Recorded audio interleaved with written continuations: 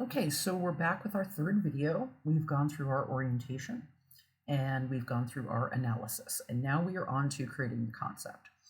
So this can be confusing because when I say tell me what the concept is, a lot of us basically have a sense of what that means. Give me a brief summary, right? And for the most part, that is true. But this is a very specific thing, right? We're going to create what's called a concept statement, okay? And I don't know how many of you actually have the opportunity to be in elevators. We used to call this the elevator pitch.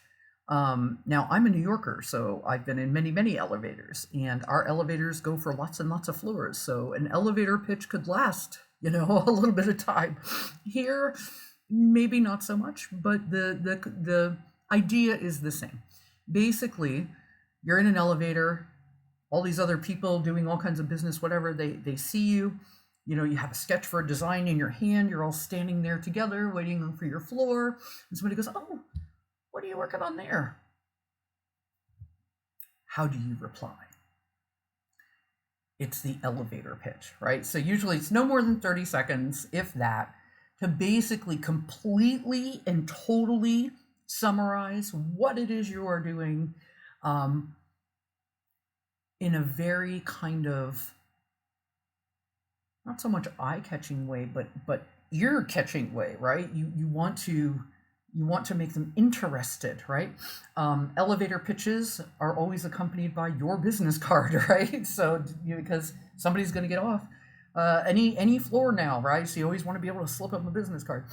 But the whole point is, when you are embarking on this design project, you want to have in mind this very clean, concise, beautifully accurate and descriptive way of describing what you are doing without having to spend a lot of blah, blah, blah time on it, okay? This also forces you to really distill all of the things that are swarming through your head when you're thinking of a design into the key, most prioritized points, right? And when you start getting lost and you start going a little bit astray on the design, you can go back to this concept statement to kind of be your touchstone, right? To be your guide, to be your compass, right? To get you back on track. If what you are doing does not,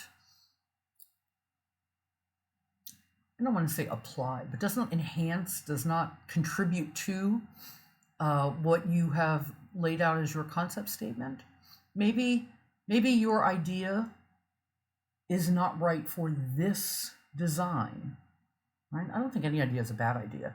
I think a lot of ideas are just not right for that project, right? So this is what create the concept is, okay?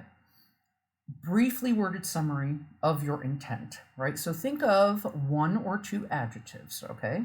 And if you don't remember your high school or grade school grammar, adjectives are the words that we use to describe other words, okay? So like a noun is a person, place, thing, or idea. It's an object or whatever. An adjective is like a qualifier. So like a dog is a noun. Large dog, large is the adjective, right? That distinguishes it from a small dog or a wide dog or a green dog or whatever, right? The word that describes the dog is an adjective. Okay? And then we want to add an active statement. Okay, so active statements are these verb kind of things, right? These are our action words. And the active statements are often something like inspired by, informed by, reminiscent of, and the example here, a bright and modern design inspired by nature. Okay, so just think about that. If I said I was going to design a logo for an electric vehicle, and somebody said, "Oh, what is that?" And I said, "Well, I was going for a bright and modern design inspired by nature." what pops up in your head? Is it magenta gumball colored? Is it sharply geometric? Is it, chances are it's mid-tone blue and slightly brighter green, right? It has clean lines, but organic, right? Not these hard-edged, weird things, right?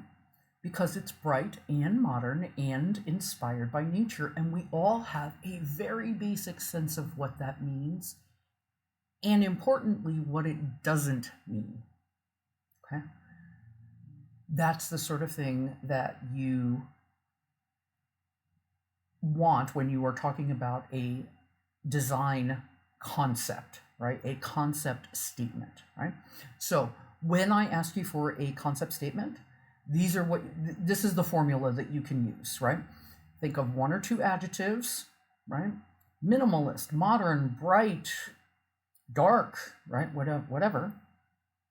And then think of some sort of active statement, right? So inspired by, like that has a much more kind of light and cerebral sort of thing, as opposed to informed by, which sounds a lot more kind of data-driven and mechanical, right? Like these words mean something. There's a subtlety to them, okay?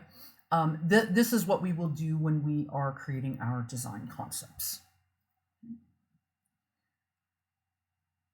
Okay, so that was very brief for our concept statements. I am still going to pause this here and start up with our development stage because it is a little bit longer.